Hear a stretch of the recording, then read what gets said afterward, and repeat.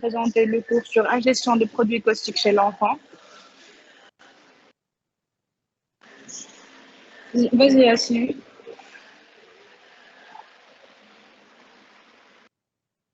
Donc, comme objectif du cours, on va définir ce qui est une intoxication aux produits caustiques, décrire les différents types de produits caustiques ainsi que leur mécanisme d'action, décrire la CAT en urgence, décrire la classification des organes, donner les principes de prise en charge. Comme plan, on va commencer par les généralités, petite définition. En deuxième plan, l'intérêt. Troisième, en petite fois, rappel. Après, on va parler du diagnostic, le diagnostic positif et la CAT d'urgence, le diagnostic différentiel et le diagnostic de traitement. Et on va finir par le traitement et la conclusion. Comme définition, l'intoxication est définie par l'ensemble des manifestations cliniques et paracliniques secondaires à la prise en charge, à la prise accidentelle ou iatrogène de toxiques.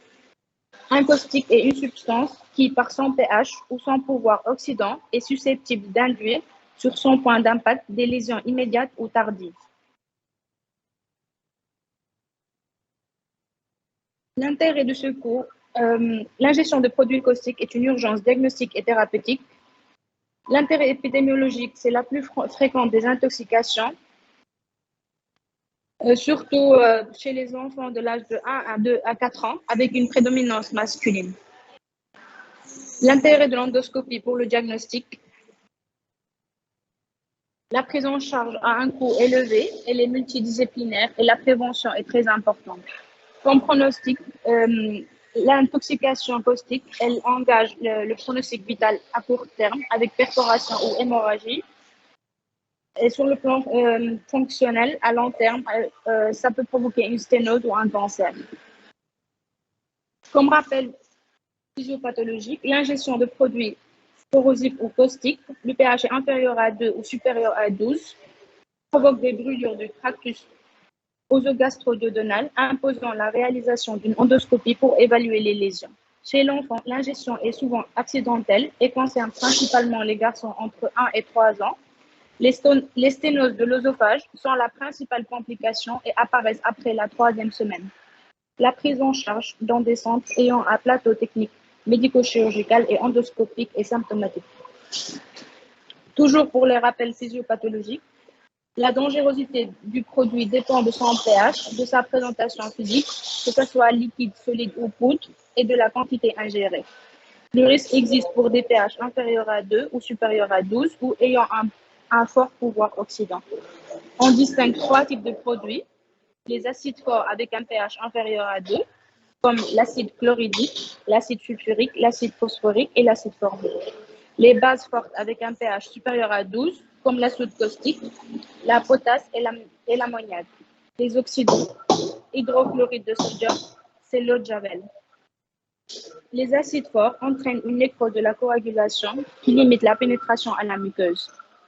Les acides forts traversent rapidement l'œsophage, mais peuvent entraîner des lésions au niveau de l'estomac et du duodénum. Des discartes protectrices qui, en principe, limitent la diffusion du corrosif en profondeur dans la musculeuse. Mais en cas d'ingestion massive, c'est-à-dire supérieure à 150 ml, les lésions peuvent être étendues. En ce qui concerne les bases fortes avec un pH supérieur à 12, ils induisent des lésions plus sévères par nécrose de liquéfaction au niveau de l'épithélium et de la sous-muqueuse, permettant une pénétration plus profonde et une inflammation pouvant provoquer une perforation de la musculeuse. Ces lésions sont aggravées par les produits solides ou visqueux, car le temps de contact est plus lent. Troisièmement, on va parler des oxydants, comme l'eau de Javel. On a une nécrose par peroxydation des lipides membranaires pour les oxydants et une déshydratation pour les sels sodiques d'acide faible avec profondeur progressive et proportionnelle au temps de contact avec les parois digestives.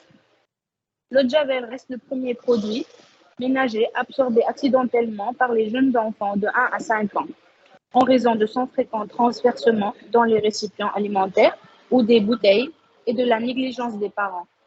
La cuisine, la salle de bain et les toilettes constituent les principaux sites à risque.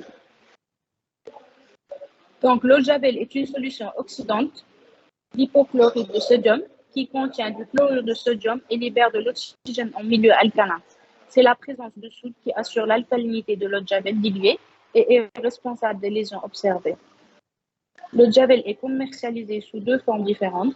On a l'eau de Javel diluée à 2,6% de chlore actif. On a l'eau de Javel concentré à 9,6% de chlore actif. C'est un oxydant dont l'action caustique nécessite un temps de contact prolongé avec la muqueuse. L'intensité des lésions étant proportionnelle à la concentration en chlore actif et à la durée d'exposition. Une symptomatologie grave peut être observée pour une ingestion d'eau de Javel diluée supérieure à 100 ml ou d'extrait concentré. L'inhalation de chlore est toxique avec des effets immédiats et retardés de 6 à 48 heures. Les lésions habituellement rencontrées sont des atteintes du tract digestif haut, allant de la bouche jusqu'à l'estomac. Des manifestations respiratoires sont possibles, de même que des complications cutanées et oculaires. D'autres effets peuvent s'ajouter au risque caustique local de formol. On peut avoir une atteinte pulmonaire progressive, de même que l'ammoniac très volatile. Certains produits ont, en plus de leur toxicité digestive, une toxicité générale qui compromet alors l'évolution, comme les antiuroïdes, le phénol et paracon.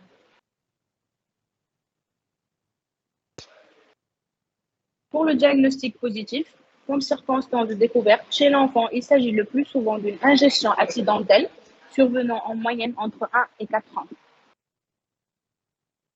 On commence le diagnostic avec l'interrogatoire, avec premièrement l'heure d'ingestion, la quantité ingérée. Elle est grave si elle est supérieure à 150 cc, c'est-à-dire un verre. Présentation du produit, si c'est un produit liquide, solide ou poudre. On demande aussi la concentration du produit ingéré, l'heure du dernier repas, les gestes pratiqués après l'ingestion de produits, et l'enfant s'il est agité ou s'il y a des pleurs incessants. Deuxièmement, c'est les signes cliniques. Pas de parallélisme entre les signes cliniques, la présence de lésions buccales et le degré des lésions œsophagiennes ou gastriques. Le tableau clinique peut être fait de, premièrement, les lésions oropharyngées, avec la langue dépapillée, des ulcérations, des zones de nécrose, associées parfois à une dysphonie ou une odynophagie. On peut avoir des brûlures cutanées au niveau de la face, du cou et du tronc, quand le produit est projeté directement ou lors des vomissements. Comme signe digestif, on peut avoir une dysphagie, une hypersialorrhée, des vomissements plus ou moins sanglants, des douleurs rétrosternales ou épigastriques d'intensité variable. On peut avoir aussi une défense ou contracture abdominale ou emphysème sous-cutané évoquant une perforation digestive. Comme signe respiratoire, par inhalation, avec une réexposition de l'épiglotte et du pharynx postérieur au cours des vomissements, ou par diffusion du produit à partir des lésions œsophagiennes. Les troubles respiratoires sont plus ou moins importants que les troubles digestifs, pour les quantités de produits peu importantes et de façon tardive. Comme signes généraux, on peut avoir une angoisse, une agitation, une tachycardie ou une hypotension. Donc, l'inhalation de chlore provoque une irritation des voies aériennes supérieures, un bronchospasme, un œdème pulmonaire d'apparition tardive.